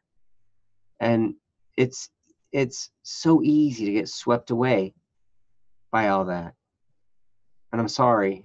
I'm sorry that all that is happening. I'm sorry that you have to go through it. Sometimes it feels like the universe is picking on us. It's just, what did I never did anything wrong. Why do I have to handle all this nonsense that's going on around me? Why me?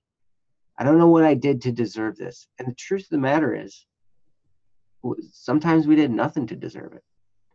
Sometimes these things just happen because people make decisions and we are affected by other people's decisions. Sometimes we had no choice in the matter at all. Sometimes it's just the world, things that happen. Sometimes we get sick and there's nothing we could have done to prevent it. It just happens. Sometimes people make decisions around us, people we love and care about, they make poor decisions and it affects us. That's why I always tell people that when you just be very careful about the decisions you're making, and don't ever think that, one of the most damaging thoughts you can have is, well, I'm just going to do this and it's not affecting anybody around me. I used to say that. I used to say, oh, no, I'm just going to do this and I don't care. It's not affecting anybody but me. Why should it be illegal? Why should it be immoral? Why should people think this is bad? It's not affecting anybody but me. So I'm not hurting anybody. But the truth of the matter is, our decisions, all of them, even if they're private decisions, they impact how we interact with the world around us. They impact our conscience. They impact the people around us in ways that we may not even understand. And unfortunately, Bree, sometimes it seems to me that that's happened a lot with you, with the people around you. They've made decisions that, and maybe not thinking how it's going to affect you, and it did affect you. And it just goes to show the power of what we do, even if we think it's not going to affect other people around us. It does.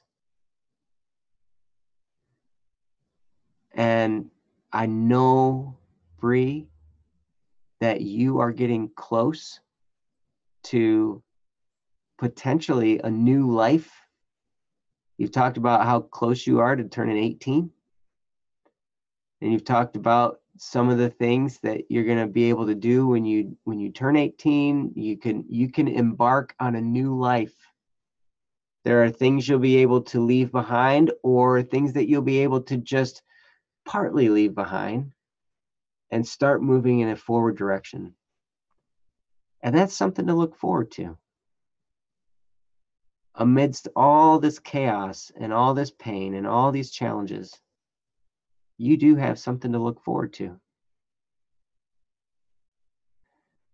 And in the midst of it all, if that one little ray of light, if you can just hold on to that one ray of light that's peeking through at you and says, hey, there's something coming and it's going to be good. And it's going to help. It's not going to solve all the problems that you've ever had. It's not going to do that. But it can be a nice change of pace and help you get over some of that stuff. And I tell you, keep working at your practice of forgiveness, whether it's forgiving other people that have hurt you or forgiving yourself. It says here that everyone you love or come into contact with leaves. And I know that definitely seems like that's your fault. But I don't think it's your fault. And if it is, then that's a great opportunity for you to offer forgiveness to yourself. I know that's really easy for me to say and not easy to do. I know forgiving, I was the hardest person I forgave. When I learning to forgive myself, that was the toughest. I could forgive other people a lot easier than I could forgive myself, because I am intimately connected to myself. I know me better than I know other people. But if you can get in that habit and you can strengthen that muscle of forgiveness, and you can even start small, understand you're not perfect. Nobody's perfect. Ryan's about as close to perfect as they get. Who? Different Ryan. Got it. But our imperfection, that's just something that's there, and it's okay. And I'll tell you, Bree, it's not your fault. The things, the pain you're going through, it's not your fault. You didn't do this to yourself.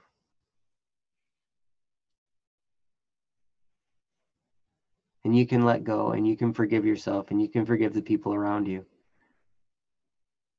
And that can start the process of healing. And you're this close. You're this close to that new life. And it's going to be awesome.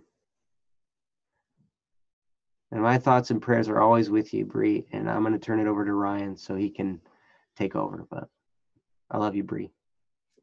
Yeah. Thanks, Joe. Now, so the part that you edited in here was you found out that your cousin had gotten worse. He's got the cancer and it spread in 2 weeks. He's dying and can't do anything about it, etc. The part we read before, and then also that your mom um, has something going on with her brain and she's dying, um, and it feels like everything is out of your hands and it hurts and it's driving you crazy, um, so crazy that the insanity is spreading like poison through your veins. Uh, so your question is, do you let that destroy you? Do you let the darkness consume what's left of your broken soul, etc.? And I think you know what we're gonna say is, of course, no. Um, when the darkness comes, don't betray yourself. Don't betray yourself for it, because the darkness only comes to do you. Because the darkness doesn't come to do you well. I Oh, don't wow, know. wow, wow. Oh, whoa, whoa, whoa. Okay. Anyways, um, So you can listen to that song. That's a you really listen good to that song. song. Episode Um, 0, Criminal Idol. episode 0. That's right. But here's the thing. Like, I really like what I think it was McGarry said. Um, you should speak with your cousin and tell him you love him. Yeah, absolutely. Um, I think that's honestly probably the best answer that I could give too, is go to those people. They're suffering. You're suffering, and they're suffering too, right? And you're suffering because they're suffering, and you are worried legitimately, because they might die. Hmm. And then they're going to be gone and you're going to feel like you don't have them anymore, and you might feel lonely because you can't speak with them anymore or whatever. I get it. So spend time with them if you can. I understand the one is 300 miles away. It would be good to call them on the phone or whatever and let them know that you love them. I think that's important, and that's one of the most important things you can do. um I know it feels like you're not doing much, but trust me, that is important. um you know Telling people that you love them is an act of charity, but it makes you feel good and it makes you feel better. If you take the time to tell someone you love them before they die, you're going to feel a lot better than if you held back, right? And you didn't say it. So for sure, tell them you love them. You have to remember, we're all living beings. We've got our bodies and souls, and they're passing through this plane of existence, this reality that we live in. And at some point, that ends for each of us. Um, Now, everything comes to an end to some degree, but there's also a saying, nothing ever dies. And it's kind of contradicting, but I mean, it's true in a sense when it comes to life. You know that the things that we've done change reality. They do. I mean, you've unfortunately seen the worst of that, when other people change the reality that you live in based on, you know, what they do with their lives, how they treat you, what kind of job they have, how much income they make, what they do with their time, etc. That can change the results of the life of their child, right? Um, but also all the good things too. The love that's shared, the emotions that are shared, the time that's spent, the activities done. Those things live on because they perpetuate through the rest of existence to who that person was and the effects that it has on the reality of everybody else from then on. And it's impossible to calculate how far those things go. And so we just say, even if those people pass, they live on within us, right? And it's kind of a strange idea, but it's true. Um, and, I think it's okay if they're gone. You're still here. And one day you'll be where they are. And that's okay too. Um, you'll have your time. I don't think there's any value to come of making that time come sooner. Because the truth is, you have a good heart. And I believe in you, and I believe you want to do good things for people. If you were to let the darkness consume you, right, so to speak, then you're not taking the opportunity that you want to take and to make the lives of others better, to share your happiness. Because what that longing, you long for these people, right? And these people are maybe going to leave. That's because you cherish your relationships and you cherish something that is good. You cherish the good of those relationships, you know? Mhm. And you are that for other people as well. Maybe you don't notice it, maybe you don't see it, but you have other relationships that you are bringing something good into. And if you let the darkness consume you, you stop doing that.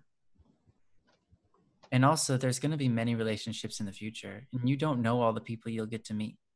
And you might feel like everybody's leaving you now. But at some point, sure, everybody's going to leave us at some point. And we're going to leave people behind too when we go.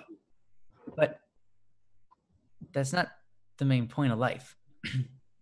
But also, at some point, it's not really going to feel like that anymore. At some point, you'll have friends that aren't dying all over the place. And you'll get to spend time with them and create good in them and create memories and experiences that echo throughout eternity. And cultivate who they are as people and cultivate who you are as a person. And I think that's wonderful. And so don't shy away from that. Um, use that. Use the time you have to make that the best you can. Make those relationships flourish. Do wonderful things for people. Here's the thing: if those people are really passing, if they're gonna pass, then I think the best thing you can do is, yeah, I understand like that maybe the one is 300 miles away. You feel like you can't give them a hug, but you can still reach out to them and talk to them. Your relationship makes a difference. Your kindness, your attentiveness, you're just wanting to talk to them and say, hey, I value you and I'm gonna miss you so much if you go. Like letting them know that increases the good in the world. And that has an effect on who they are. I don't know if you believe in the afterlife, but if you do, then you have to understand that if you change who they are by loving on them, even just moments before they pass, that's valuable still. That's not in vain just because one day they're going to be gone. That's all the more valuable. And that's true for everybody. So I understand that it's really hard, but remember that you have so much power. You don't even know. You have so much power in the time you spend with people, the affection you give people, and you are really good at giving people affection, Brie. You really are. You are really loving. You have such a big heart. And when you focus on somebody, you give them so much attention and so much focus and so much affection. Um, it's wonderful. You make people feel loved. And that's good. That's beautiful. So keep doing that for people. Um, don't let the darkness eat that out of you. Mhm. You have something really good. And I want you to hold on to that and use it to the best of your ability. Just love on people like you do.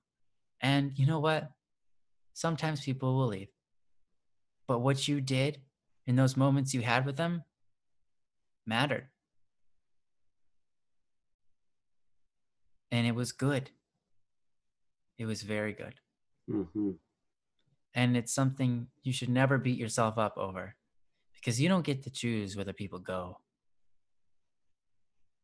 whether it's leaving because they have to pass on from one plane to another, so to speak, or maybe they're just leaving because they got a job opportunity to go somewhere else, or they had to move schools because their parents moved, or they a situation happened and they're not your friend anymore. That happens. Mm-hmm. But those moments that you gave to that person, you gave yourself, and that was good. And it's not in vain. Mm-hmm. It's okay if people leave because you'll find more people and you still affected those people that leave. You know, I mean, I remember having to come with grips with that too at some point in my life when, I had a major crush on a girl and um one day she just absolutely stopped talking to me. Uh, Whoa. and I haven't talked to her since. I had a major crush on her and I spent the good part of an entire year helping her or trying to do my best to encourage her and invest all the time I had in her. Because, that's what you do when you're obsessed with a person. You just kind of think about them all nonstop and you just invest all of your time in them every single moment of every day. Mm-hmm. For like basically the good part of an entire year, like most of the year. And at the end of it, she got a boyfriend. It wasn't me. And then she cut off all communications with me. And that hurt. That deeply wounded me. But then I heard this song about love. I've shared the story before. This is the story with the guy who committed suicide, and or that was her boyfriend before, and all of that in Canada, and that's why they have the subway trains there, or sorry, that's why they have fences in front of the subway trains there. I mean, I've shared this stuff before, and I'm sure you remember it.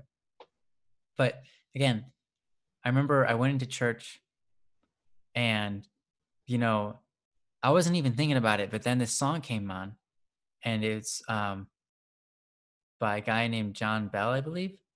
It's called The Summons. And it's a song about love. That's what a song's about. And I remember listening to it and my mom and I felt like I was hearing the lyrics for the first time as I was singing it.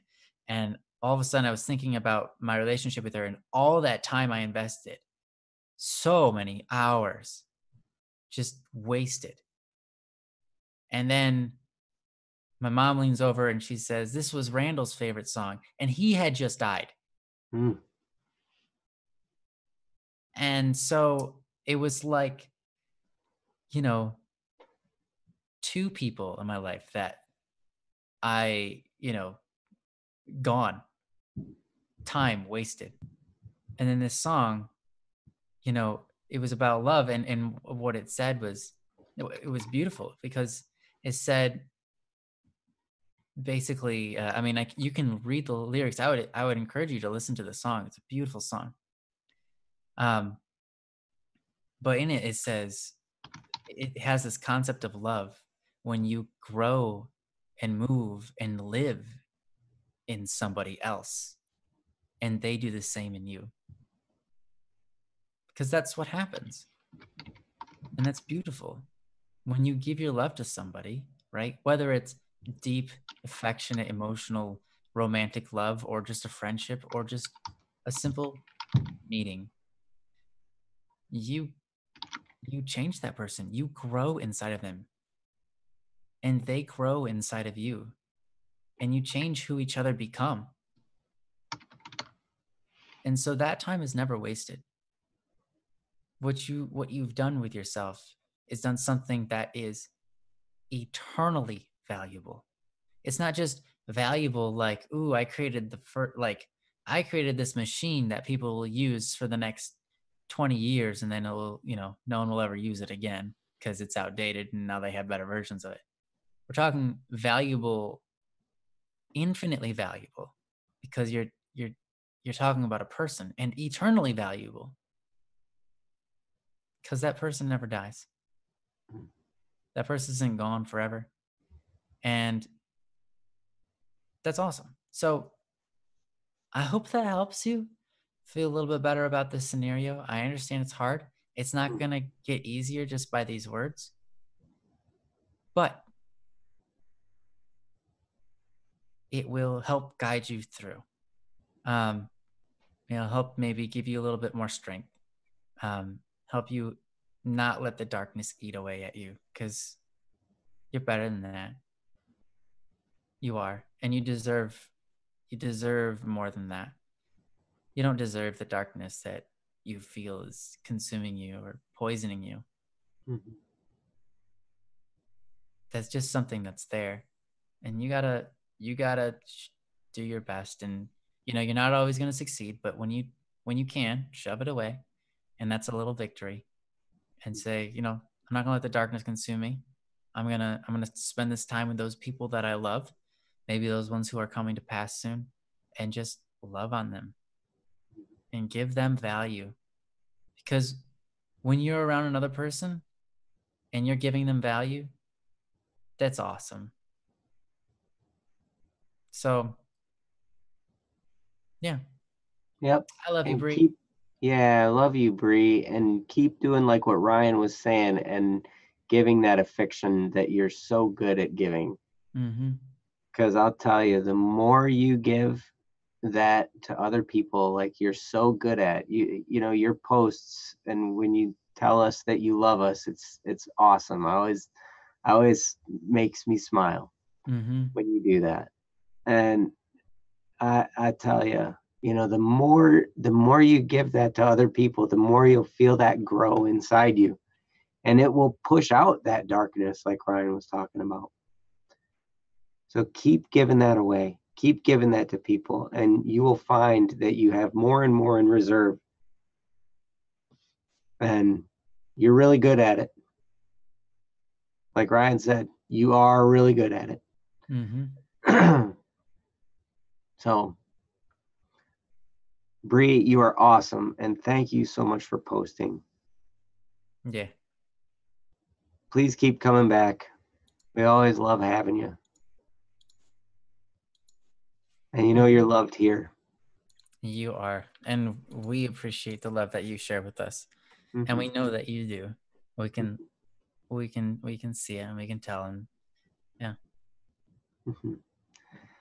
I know, but you really are, actually. I know you say you're really But you're welcome. Actually, you are.